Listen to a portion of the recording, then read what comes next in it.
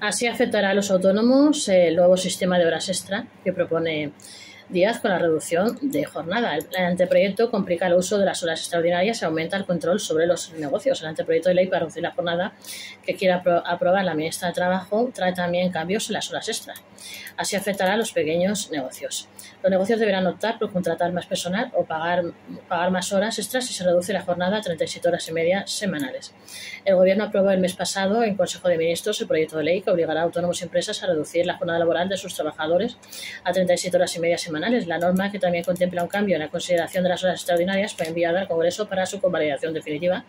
Ahora se enfrenta a un proceso de tramitación parlamentaria que, como ya avanzamos en otro de estos vídeos en este vuestro canal, que tenéis que suscribirse para más información, más vídeos y subirlo a vuestras redes sociales para que lo vea más gente y se suscriba más gente, Gestor y Gestoría YouTube, suscribirse.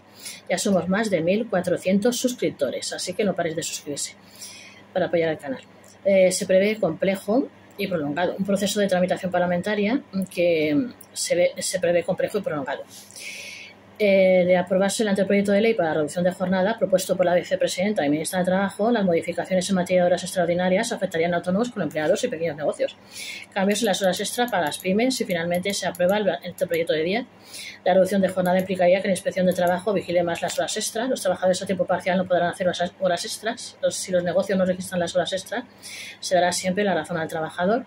Y no registrar las horas extras o falsear los datos podría conllevar mayores sanciones para los negocios. Organizar el trabajo de modo lesivo para la salud de los trabajadores se considerará una infracción grave. Miles de trabajadores por cuenta propia se verían obligados a aumentar el tiempo efectivo de trabajo de sus empleados al no poder hacer frente a nuevas altas en la plantilla. A esto hay que añadir que el anteproyecto también endurecerá el uso de las horas extraordinarias, además aumentará el control sobre los negocios que hacen uso de ellas. Las medidas propuestas cuentan con el rechazo de la patronal y de la Federación de Autónomos, que han denunciado reiteradamente. Está la propuesta de la ministra que no ha sido negociada, que no tiene en cuenta las particularidades de cada sector o el tamaño de los negocios y que va a frenar la creación de empleo, especialmente en las microempresas. Luego estarían los cambios en las horas extra para las pymes y finalmente se aprueba el anteproyecto. De momento el anteproyecto ha de aprobarse en el Parlamento, pero podría pasar a ser una realidad presente en todos los negocios españoles, y las trabas que trae consigo esta ley no se limitarían al tiempo de jornada o la implantación de un registro digital obligatorio.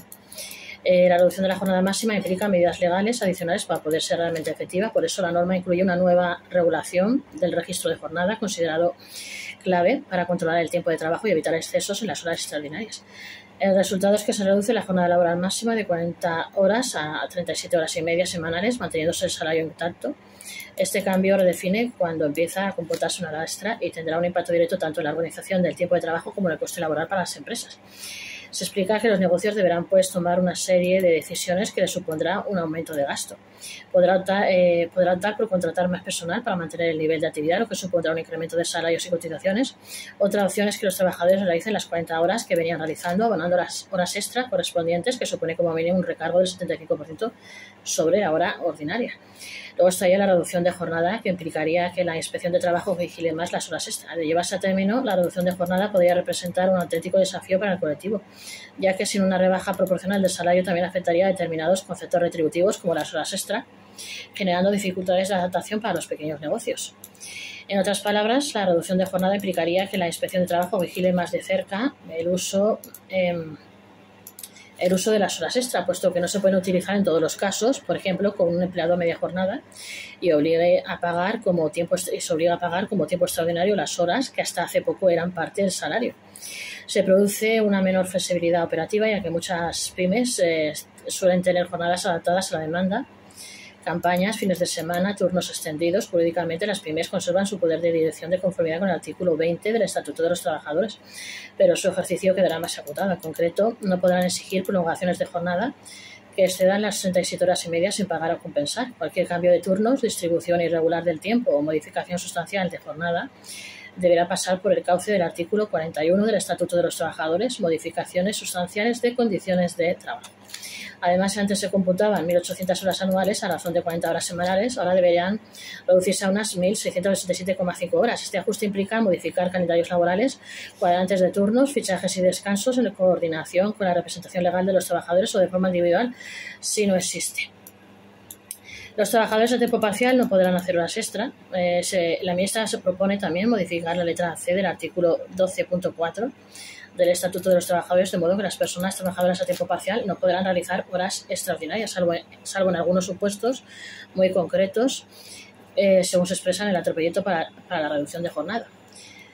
Estas horas que sobrepasen la duración en la jornada parcial pasarían a ser consideradas horas complementarias y estar regidas por lo dispuesto en el apartado 5 del artículo 12 del Estatuto.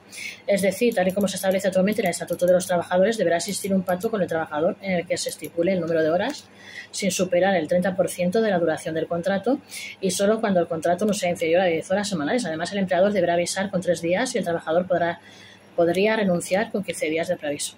En todo caso, la suma de las horas ordinarias y complementarias, incluidas las previamente pactadas y las voluntarias, no podrá exceder del límite legal del trabajo a tiempo parcial, que, según lo dispuesto en el borrador del anteproyecto propuesto por Díaz, pasaría a ser de 37 horas y media semanales.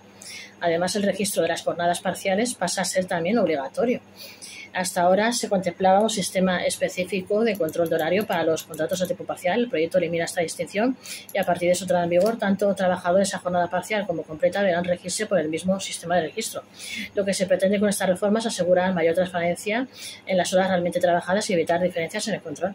Si los negocios no registran las horas extras, se dará siempre la razón al trabajador. Según lo presentado en el borrador de Díaz, la empresa será también responsable de acreditar el cumplimiento de los requisitos impuestos al control de jornada y el incumplimiento por la empresa de la normativa en materia de registro de jornada aclara lugar a que se dé por realizada la jornada ordinaria de trabajo, así como las horas extraordinarias y complementarias manifestadas por la persona trabajadora, salvo prueba en contrario. Además, el tiempo de trabajo que exceda de la jornada ordinaria tendrá la consideración de horas extraordinarias o complementarias según sea el caso.